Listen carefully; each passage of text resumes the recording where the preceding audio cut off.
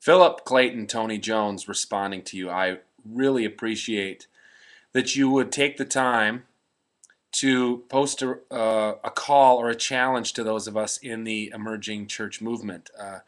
I I think you're right on the money. The answer to your question is yes. I think there's a great deal that we can learn from and use in the way that you and other biologists and philosophers of science are talking about theories of emergence. One of the challenges that we hear a lot of times in the kind of pop culture ecclesiological world is you're the emerging church, or you're the emergent church, or you're interested in emergent forms of ministry. But when are you going to emerge? When will you be done emerging? That the feeling seems to be that emergent is kind of a no man's land, a transition time between what was and what will be.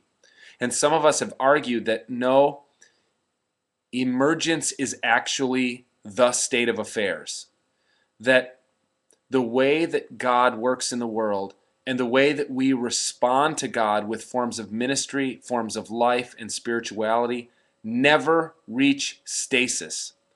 That the only stasis that has ever happened have been false senses of stasis that have, after a not too long a time, been broken through by theological and methodological innovation. This is what Phyllis Tickle talks about in her book on emergence. This is what I've tried to talk about in The New Christians. This is what Doug Pagitt has tried to talk about in in his book on Christianity. This is what Brian McLaren has tried to write about. A lot of us have been trying to say that emergence is actually the one thing that we can count on. That change is the one thing we can count on. That the way we do ministry constantly emerges from what we know about God, about ourselves, about this world. And so everything that you and biologists and chemists and neurologists are understanding about human life, about the connection between the mind and the gray matter of the brain,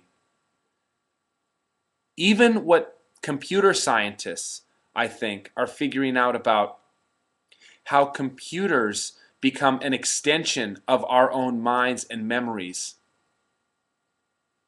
I think all of this has massive implications for how we do ministry and exactly what you say, for how we do practical theology. So I appreciate the challenge. I look forward to seeing you next week at Transforming Theology for the Church. And this is a conversation, Philip, that I believe you and I and others are going to have for many years into the future. And I pray it's going to help shape the future of the church and those of us who are endeavoring to follow Christ in this life and beyond. Hey, blessings to you. Thanks.